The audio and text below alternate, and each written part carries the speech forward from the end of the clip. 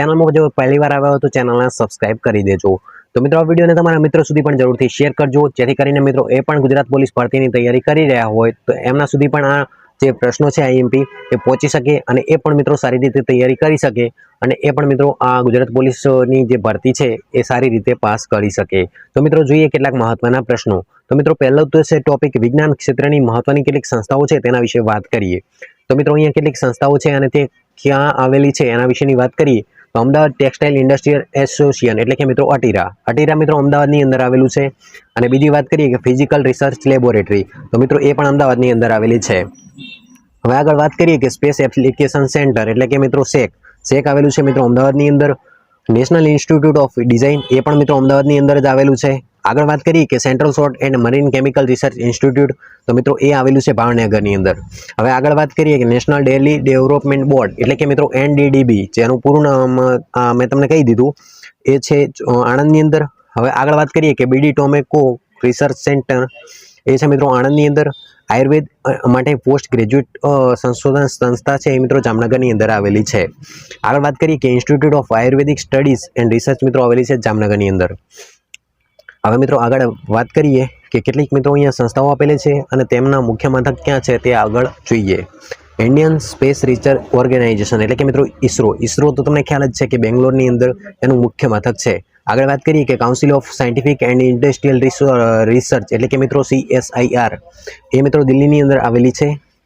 આગળ વાત કરીએ કે Indian national scientific document centre એ આવેલું છે દિલ્હીની અંદર।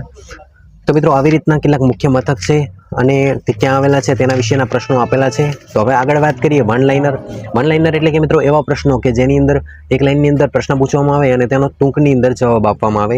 તો આગળ વાત કરીએ કે સજીવનો સૌથી નાનો કાર્યાત્મક અને રચનાત્મક એકમ કયો છે તો મિત્રો એનો જવાબ આવે કોષ।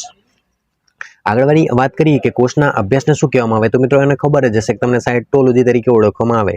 હવે આગળ પ્રશ્ન છે કે સૌપ્રથમ કોષ જોનાર વૈજ્ઞાનિકનું નામ જણાવો તો એ તો તમને ના ખબર હોય તો જણાવી દઉં કે રોબર્ટ હુક નામના વૈજ્ઞાનિકે સૌપ્રથમ કોષ જોયો હતો અને તેનું નિરીક્ષણ કર્યું હતું।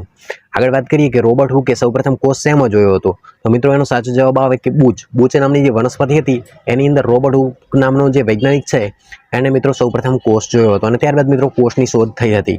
આગળ વાત કરીએ કે શાહમૃગના ઈંડાનું કદ કેટલું હોય છે મિત્રો આ પ્રશ્ન પૂછાઈ શકે છે પોલીસની એક્ઝામની અંદર તો મિત્રો એનો જવાબ આવે છે 170 મીમી। તો શાહમૃગનું જે ઈંડું હોય છે તેનું કદ 170 મીમી જેટલું હોય છે।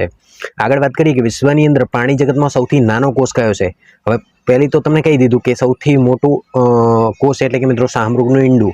હવે સૌથી નાનો કોષ એટલે મિત્રો એનો જવાબ જોઈ લઈએ તો બેક્ટેરિયાની અંદર આવેલી જે માઇક્રોપ્લાઝમ ગેલેસેપ્ટિકમ નામની જે હોય છે એની અંદર મિત્રો સૌથી નાનો કોષ આવેલો હોય છે। હવે વાત કરીએ કે માઇક્રોપ્લાઝમા કેરેસેપ્ટિકનું કદ કેટલું હોય છે તો 0.1 માઇક્રોન। માનવ શરીરનો સૌથી મોટો કોષ કયો છે તો કે અંડકોષ। એવી જ રીતે આગળ વાત કરીએ કે ચેતાકોષની લંબાઈ કેટલી હોય છે તો મિત્રો ચેતાકોષની લંબાઈ હોય છે 1 મીટર જેટલી। આગળ વાત કરીએ કે પુખ્ત વયના વ્યક્તિના શરીરની અંદર કોષોની સંખ્યા કેટલી હોય છે જો આ પ્રશ્ન પૂછાય તો એનો જવાબ આવે છે 1014। એવી જ રીતે કોષની તમામ જૈવિક ક્રિયાઓનું નિયમન અને નિયંત્રણ ક્યાંથી થાય છે તો મિત્રો આનો જવાબ આવે છે કોષ કેન્દ્રની અંદરથી તમામ જે જૈવિક ક્રિયાઓ હોય છે તેનું નિયમન થતું હોય છે। હવે આગળ વાત કરીએ કે વનસ્પતિ કોષની અંદર દિવાલ શેની બનેલી હોય છે તો વનસ્પતિ કોષની અંદર મિત્રો દિવાલ હોય છે એ તો સેલ્યુલોઝની બનેલી આ તો સ્વાભાવિક છે કે પ્રાઇમરીની અંદર ભણાવવામાં આવતું હોય ને તમને ખબર હશે કે સેલ્યુલોઝની દિવાલ બનેલી હોય છે। આગળ વાત કરીએ કે કઈ કોષ અંગિકા રક્તકણમાં આવેલી હોતી નથી તો અંતઃકોષ રસજાળ। આનો જવાબ આવી રીતનો આવે છે અંતઃકોષ રસજાળ, ખાસ યાદ રાખજો। હવે ગોલ્ગી ગાયની શોધ કોણે કરી હતી તો મિત્રો કેમેલો ગોલ્ગી નામનો એક વૈજ્ઞાનિક હતો અને એને ગોલ્ગી ગાયની શોધ કરી હતી। હવે ગોલ્ગી ગાયની ચપટી કોથળી જેવી રચનાને શું કહેવામાં આવે છે તો મિત્રો એનો સાચો જવાબ આવે છે સિસ્ટર્ની। આગળ વાત કરીએ કે કોને પ્રોટીનની ફેક્ટરી તરીકે ઓળખવામાં આવે છે તો મિત્રો એનો સાચો જવાબ આવે છે રિબોઝોમને મિત્રો પ્રોટીનની ફેક્ટરી તરીકે ઓળખવામાં આવે છે। સસ્તન વર્ગના લાલ રક્તકણમાં કઈ કોષ અંગિકા હોતી નથી તો મિત્રો એનો સાચો જવાબ આવે છે રિબોઝોમ। હવે આગળ વાત કરીએ કે કોષનું શ્વસન સ્થળ કોને કહેવામાં આવે છે તો મિત્રો કણાભસૂત્ર હોય છે એને કોષનું શ્વસન સ્થળ તરીકે ઓળખવામાં આવે છે। કોષમાં જરૂરી શક્તિ નિર્માણની ક્રિયા માટે જવાબદાર અંગિકાને શું કહેવામાં આવે છે તો મિત્રો એનો સાચો જવાબ આવે છે કણાભસૂત્ર। કોષની અંદર ચયાપચયમાં જરૂરી એવી ઉર્જા ઉત્પન્ન કરી ખાલી જગ્યામાં સંગ્રહ કરે છે તો મિત્રો કણાભસૂત્રમાં। આગળ વાત કરીએ કે બેક્ટેરિયા અને સસ્તન વર્ગના પ્રાણીઓમાં રક્ત કણ કઈ કોષ અંગિકા હોતી નથી? તો મિત્રો એનો સાચો જવાબ આવે છે કણાભસૂત્ર. લાઇસોઝોમની શોધ કયા વૈજ્ઞાનિકે કરી હતી? મિત્રો આ મોસ્ટ આઈએમપી પ્રશ્ન કહી શકાય કે લાઇસોઝોમની શોધ છે એ મિત્રો ડી ડવ નામના વૈજ્ઞાનિકે કરી હતી. હવે આગળ વાત કરીએ કે આત્મઘાતી થેલી કોને કહેવામાં આવે છે? તો મિત્રો લાઇસોઝોમ છે એને આત્મઘાતી થેલી તરીકે ઓળખવામાં આવે છે. હવે આંખનો આંસુ હોય એની અંદર અમુક પ્રકારના બેક્ટેરિયા નાશ પામે છે, તો મિત્રો લાઇસોઝોમ. લાઇસોઝોમમાંથી કયા ઉત્સેચકનો સ્ત્રાવ થાય છે? તો મિત્રો હાઇડ્રોલાઇટિક નામના ઉત્સેચકનો સ્ત્રાવ થાય છે. આગળ વાત કરીએ કે સૌથી મોટું કોશિકા અંગ કયું છે? તો મિત્રો રંજક દ્રવ્યનો સાચો જવાબ છે. સૌથી મોટું કોશિકા અંગ તો મિત્રો રંજક દ્રવ્ય. અને કઈ કોશિકા માત્ર વનસ્પતિ કોષમાં જ હોય છે? તો મિત્રો દ્રવ્યકરણ છે એ મિત્રો માત્ર વનસ્પતિ કોષમાં જ હોય છે. લીલી વનસ્પતિ કયો રંજક દ્રવ્યની હાજરીમાં પ્રકાશ સંશ્લેષણની ક્રિયા દ્વારા પોતાનો ખોરાક બનાવે છે? તો મિત્રો એનો સાચો જવાબ આવે છે હરિતકણ. હવે આગળ વાત કરીએ કે હરિતકણમાં કયું રંજક દ્રવ્ય આવેલું હોય છે? તો મિત્રો ક્લોરોફિલ નામનું રંજક દ્રવ્ય આવેલું હોય છે.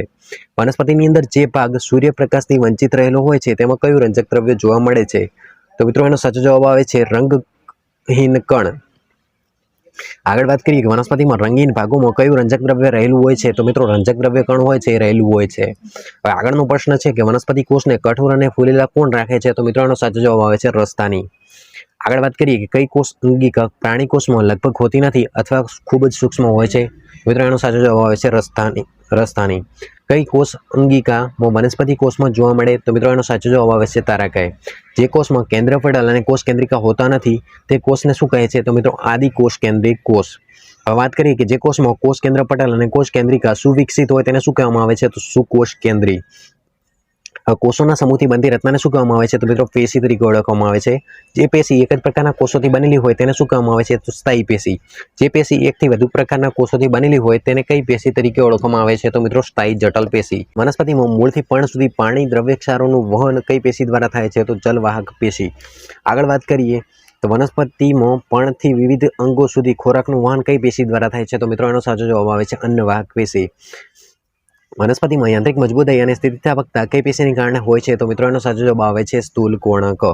કઈ પેશીના કોષો અને અષ્ટિકોષો અને તંતુકોષો હોય છે? તો મિત્રો એનો સાચો જવાબ આવે છે દંડોતક પેશી.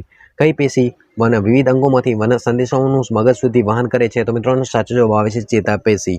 આગળ વાત કરીએ કે હૃદયની દિવાલમાં કઈ પેશી આવેલી હોય છે? તો મિત્રો હૃદય હોય છે એની અંદર કઈ પેશી આવેલી છે? તો હૃદયક પેશી. હવે તમને જણાવી દઉં કે ડીએનએનું પૂરું નામ શું? તો ડીએનએનું પૂરું નામ છે ડીઓક્સીરિબોન્યુક્લિક એસિડ. આગળ વાત કરીએ કે ડીએનએ શું હોય છે? તો ડીએનએ એટલે મિત્રો પોલીન્યુક્લિયોટાઇડ. વાત કરીએ કે ડીએનએમાં કેટલા પ્રકારના ક્ષાર હોય? તો મિત્રો ડીએનએની અંદર 4 પ્રકારના ક્ષાર હોય છે: એડિનિન, ગ્વાનિન, થાઇમિન અને સાઇટોસિન. ડીએનએની કુંડળી દરમિયાન શરતના મોડલ છે એની શોધ મિત્રો 1953ની અંદર કોણે કરી હતી? તો મિત્રો એનો સાચો જવાબ આવે છે વોટસન અને ક્રિક નામના 2 સાયન્ટિસ્ટ હતા. એમને મિત્રો ડીએનએની શોધ કરી હતી. વાત કરીએ કૃત્રિમ ડીએનએનું સંશ્લેષણ કોણે કર્યું હતું? તો મિત્રો ડોક્ટર હરગોવિંદ ખોરાના નામનો જે વૈજ્ઞાનિક છે એમણે કૃત્રિમ ડીએનએનું સંશ્લેષણ કર્યું હતું. આગળ વાત કરીએ કે ડીએનએનું કાર્ય શું છે? તો બધી આનુવંશિક ક્રિયાઓનું સંચાલન અને પ્રોટીન સંશ્લેષણનું નિયંત્રણ ડીએનએનો. હવે આગળ વાત કરીએ કે ડીએનએનો એકમ શું છે? તો ડીએનએનો મિત્રો એકમ છે જીન્સ. આગળ વાત કરીએ કે એક પેઢીમાંથી બીજી પેઢીમાં વારસાગત લક્ષણો અંગેની માહિતીના વહન માટે કોણ જવાબદાર છે? તો એનો જવાબ પણ આવે ડીએનએ. આગળ વાત કરીએ કોષોના સમૂહથી બનતી રચનાને શું કહેવામાં આવે છે? તો મિત્રો એનો સાચો જવાબ આવે છે પેશી. હવે આગળ વાત કરીએ કે કોષોના સમૂહથી બનતી રચનાને પેશી કહેવામાં આવે. કઈ પેશી વિવિધ અંગોમાંથી સંદેશાઓનું વહન મગજ સુધી કરે? તો મિત્રો એનો સાચો જવાબ આવે ચેતાપેશી. આનુવંશિકતા સંબંધી પ્રયોગ માટે મેન્ડલે કયા છોડની મદદ લીધી હતી? તો મિત્રો એનો સાચો જવાબ આવશે વટાણા. આગળ વાત કરીએ કે છોડના પુષ્પને ઉગવા માટે ઉપયોગી તત્વ કયું છે? તો મિત્રો એનો સાચો જવાબ આવશે ફોસ્ફરસ. આનુવંશિકતાના પિતા તરીકે કોણ ઓળખાય છે? તો મિત્રો એનો સાચો જવાબ આવશે ગ્રેગર જોહન મેન્ડલ. આગળ વાત કરીએ કે મનુષ્ય શરીરમાં રંગસૂત્રોની કુલ કેટલી જોડી હોય છે? તો મિત્રો એનો સાચો જવાબ આવશે 23. હવે આગળ વાત કરીએ કે અમીબામાં કેટલા રંગસૂત્રો આવેલા હોય છે?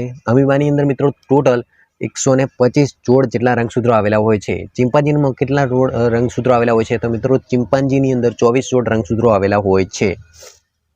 વાંદરાની અંદર મિત્રો 21 જોડ, ઘોડાની અંદર 32, ચિમ્પાન્જીમાં 24, વાંદરામાં 21, ઘોડાની અંદર 32.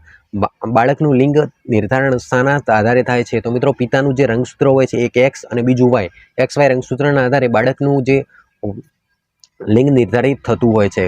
આગળ વાત કરીએ કે માનવ શરીરનું સૌથી મોટું રંગસૂત્ર કયું છે? તો મિત્રો પહેલું રંગસૂત્ર છે માનવ શરીરનું સૌથી મોટું રંગસૂત્ર હોય છે. આગળ વાત કરીએ માનવ શરીરનું સૌથી નાનું રંગસૂત્ર, તો પહેલું એ હોય છે સૌથી મોટું અને સૌથી નાનું હોય છે મિત્રો 21મું રંગસૂત્ર એ સૌથી નાનું રંગસૂત્ર હોય છે. પુરુષની અંદર 23મા રંગસૂત્રની જોડમાં કયું રંગસૂત્ર હોય? પુરુષની અંદર જે 23મું રંગસૂત્ર હોય એની જોડની અંદર મિત્રો XY હોય અને સ્ત્રીની અંદર 23મા રંગસૂત્રની અંદર XX જ હોય, કારણ કે તમને ખબર હશે કે સ્ત્રીના રંગસૂત્રની અંદર માત્ર XX જ હોય છે. સ્ત્રીમાં 23મા રંગસૂત્રની જોડ XX ને બદલે માત્ર એક જ X લિંગી રંગસૂત્ર હોય તો તેને કઈ ખામી કહેવામાં આવે છે? તો મિત્રો ટર્નર સિન્ડ્રોમ તરીકે ઓળખવામાં આવે છે. હવે કઈ ખામીઓમાં માણસમાં 47 રંગસૂત્રો હોય છે? તો મિત્રો ડાઉનર સિન્ડ્રોમની અંદર માણસની અંદર ટોટલ 47 4 અને ટોટલ 7 એટલે કે મતલબ 47 રંગસૂત્રો હોય છે. જનીનો કોના દ્વારા ઉપર ક્રમબદ્ધ રીતે હરોળમાં ગોઠવાયેલા હોય છે? તો મિત્રો DNA દ્વારા જનીનો ક્રમબદ્ધ રીતે ક્રોમમાં ગોઠવાયેલા હોય છે. જેનેટિક કોડની શોધ કોણે કરી હતી? તો મિત્રો તમને જણાવી દઉં કે જેનેટિક કોડ છે એની શોધ કરી હતી અરગોવિંદ ખુરાના નામના વ્યક્તિએ. જીન થેરાપીનો ઉપયોગ કયા રોગ માટે થાય છે? તો મિત્રો જીન થેરાપી હોય છે એનો ઉપયોગ થાય છે વારસાગત રોગોના નિવારણ માટે. જનીન વિજ્ઞાનમાં નોબેલ પ્રાઇઝ મેળવનાર ભારતીય વૈજ્ઞાનિકનું નામ શું હતું? તો મિત્રો તમને ખબર જ હશે કે જનીન વિજ્ઞાનની અંદર નોબેલ પ્રાઇઝ મેળવ્યો તો કોણે મેળવ્યો હતો? હરગોવિંદ ખુરાના નામના વૈજ્ઞાનિકે મેળવ્યો હતો. હવે આગળ વાત કરીએ કે શરીરમાં થતી જૈવ રાસાયણિક પ્રક્રિયાઓની ક્રિયા છે એ જૈવિક ઉદ્દીપક તરીકે કાર્ય કરે છે તેને શું કહેવામાં આવે છે? તો મિત્રો એનો સાચો જવાબ આવશે ઉત્સેચકો. આગળ વાત કરીએ કે RNAનું પૂરું નામ જણાવો. તો મિત્રો રિબોન્યુક્લિક એસિડ એ RNAનું પૂરું નામ થશે. જો આપ એક્ઝામની અંદર પ્રશ્ન પૂછાય તો તમે નેક્સ્ટ ટાઈમ ધ્યાન રાખજો. આગળ વાત કરીએ RNAની શોધ કોણે કરી? તો વોટસન અને આર્થર નામના વૈજ્ઞાનિકે આની શોધ કરી હતી RNAને. જીવાણુની શોધ 1683ની અંદર કોણે કરી હતી? તો મિત્રો એટોની વાન લ્યુઅન હોક નામના વૈજ્ઞાનિકે જીવાણુઓની શોધ કરી હતી. કયા વૈજ્ઞાનિકે કોલેરા તથા ક્ષયના જીવાણુની શોધ કરી હતી? તો મિત્રો એનો સાચો જવાબ આવશે રોબર્ટ કોચ. હવે આગળ વાત કરીએ કે ઉત્ક્રાંતિવાદના પિતા તરીકે કોને ઓળખવામાં આવે છે? તો મિત્રો એનો સાચો જવાબ આવશે ચાર્લ્સ ડાર્વિન. તો મિત્રો આવી રીતે ઘણા બધા પ્રશ્નો છે. આગળ વાત કરીએ વનસ્પતિ વિજ્ઞાન એટલે કે બોટની વિશે. તો બોટનીની અંદર વનસ્પતિ વિજ્ઞાનના પિતા તરીકે કોને ઓળખવામાં આવે છે? એ તો મિત્રો તમને ખ્યાલ જ હશે કે થિયોફર્સ્ટને વનસ્પતિ વિજ્ઞાનના પિતા તરીકે ઓળખવામાં આવે છે.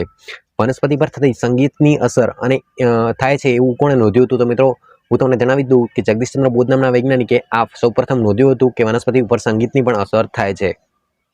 વિશ્વનું સૌથી ઊંચું વૃક્ષ કયું છે? તો મિત્રો સિકોયા સિમ્પેર વિરેનન્સ છે એ વિશ્વનું સૌથી ઊંચું વૃક્ષ છે. આગળ વાત કરીએ કે સિકોયા સિમ્પર વિરેનન્સને બીજા કયા નામે ઓળખવામાં આવે છે? તો મિત્રો કોસ્ટ રેડવુડ ઓફ કેલિફોર્નિયા તરીકે ઓળખવામાં આવે છે. સૌથી નાનું વૃક્ષ કયું છે? તો મિત્રો ચામિયા પિગ્મિયા છે એ સૌથી નાનું વૃક્ષ છે. આગળ વાત કરીએ કે ટર્પેન્ટાઇન તેલ કયા વૃક્ષમાંથી મળે છે? તો મિત્રો તમને જણાવી દઉં કે ટર્પેન્ટાઇન છે તે ચીડના રસની અંદરથી મળે છે. કાથો કયા વૃક્ષમાંથી મળે છે? તો કાથો ખેરની અંદરથી. પરાગનયન એટલે શું? પરાગનયન એટલે કે પુંકેસર પરથી પરાગરજ સ્ત્રીકેસર પરના પરાગાસન પર બેસે તેને પરાગનયન તરીકે ઓળખવામાં આવે છે. કીટકો દ્વારા પરાગનયનને શું કહેવામાં આવે છે? તો મિત્રો કીટકો દ્વારા પરાગનયનને એન્ટિમોફિલી તરીકે ઓળખવામાં આવે છે. પાણી દ્વારા થતા પરાગનયનને શું કહેવામાં આવે છે? તો પાણી દ્વારા જે પરાગનયન થાય એને શું કહેવામાં? હાઇડ્રોફિલી.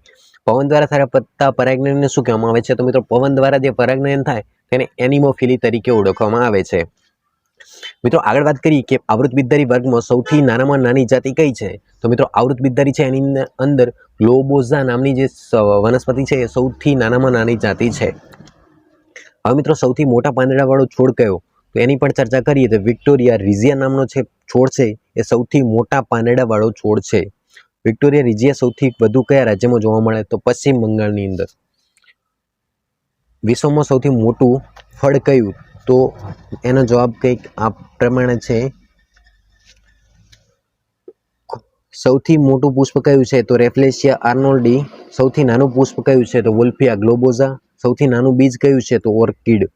કઠોળના રાજા તરીકે કોને ઓળખવામાં આવે છે? તો મિત્રો એનો સાચો જવાબ આવશે ચણા. દાળની રાણી તરીકે કોને ઓળખવામાં આવે છે? તો મિત્રો એનો સાચો જવાબ આવશે વટેણા. એવી જ રીતે મિત્રો અહીંયા ઘણા બધા પ્રશ્નો આપેલા છે. તો મિત્રો આજના વિડીયો પૂરતું બસ આટલું જ રાખીશું. આજનો આ વિડીયો જો તમને પસંદ આવે તો વિડીયોને લાઇક કરજો, ચેનલને સબસ્ક્રાઈબ કરજો. આભાર, ધન્યવાદ.